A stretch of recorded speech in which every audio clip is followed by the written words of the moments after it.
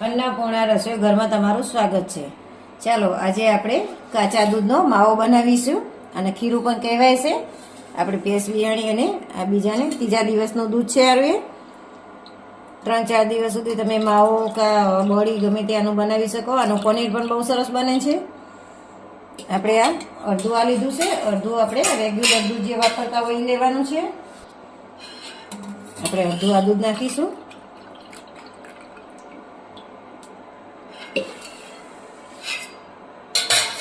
હવે આપણે ગેસ ઉપર મૂકી દઈશું અને આપણે સખત ચલાવ્યા કરવાનું છે આનું, નહીં તો નીચે આ કાચું દૂધ છે એટલે ઝડપથી જાડું થઈ જાય છે, એટલે નીચે ચોંટવાની બીક રહેશે। આ રીતે આપણે સખત હલાવ્યા કરવાનું છે। અને જો તમે બીજી કોઈ કઢાઈ કે લોહી લો તો એમાં થોડુંક પાણી નાખી અને પછી દૂધ વેડો તો નીચે આપણે તળિયે ચોંટતું નથી। મારા નોનસ્ટિક કઢાઈ છે એટલે આમાં કંઈ ચોંટવાની કંઈ બીક નથી રહેતી, એટલે મેં પાણી નથી નાખ્યું આમાં। આપણું દૂધ સરસ ઉકળવા માંડ્યું છે અને ઘટ પણ એકદમ થઈ ગયું છે। આ કાચા દૂધનો માવો ઝડપથી તરત થઈ જાય છે અને આનું પનીર પણ બહુ સરસ થાય છે। અને આ દૂધ ખાવામાં તો બહુ જ સારું, આમાં કેલ્શિયમ ભરપૂર હોય છે અને પ્રોટીન પણ ભરપૂર હોય છે। પહેલાં ગામડામાં આ રીતે પહેલું દૂધ હોય, ત્રીજા દિવસનું દૂધનો આ રીતે બળી કોકત બનાવે ને ત્યારે આ દૂધ તો બધા થોડી દેતા હોય છે, પણ આ દૂધની કિંમત તો બહુ જ શરીર માટે બહુ જ સારું। આને તો કિંમત જે જાણી શકે એ જ જાણી શકે। જો આપણે 10 મિનિટ જેવું થયું છે, જો આ રીતે માવો બનવાની તૈયારી છે। હજી આપણે 5 મિનિટ જેવો જે આપણે આનો કૂક કરીશું એટલે આપણે જે અંદર પાણી જે દેખાય છે એ બધું પાણી ભરી જશે અને માવો બહુ સરસ બની જશે।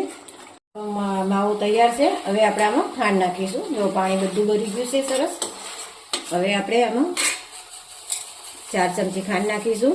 આપણે 1 લીટર જેવું દૂધ હતું, 4 થી 5 ચમચી જેવી આપણે ખાંડ નાખી છે, એટલે કે અમે સાકર વાપરીએ છીએ એટલે મેં સાકર નાખી છે।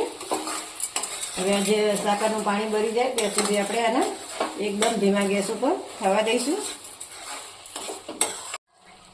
ચાલો આપણો માવો થઈ ગયો છે જુઓ, અને આ માવો બનતા આપણને 20 મિનિટ લાગી છે અને મીડિયમ ગેસ ઉપર આપણે આ આખા માવાની પ્રોસેસ કરી હતી।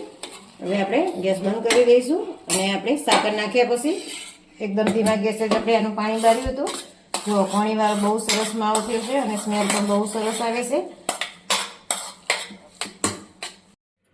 ચાલો આપણો માવો તૈયાર છે। આમાં આપણે અડધું દૂધ કાચું લીધું હતું અને અડધું આપણે જે રેગ્યુલર આવે એ દૂધ લીધું હતું, તો આપણો માવો તૈયાર છે।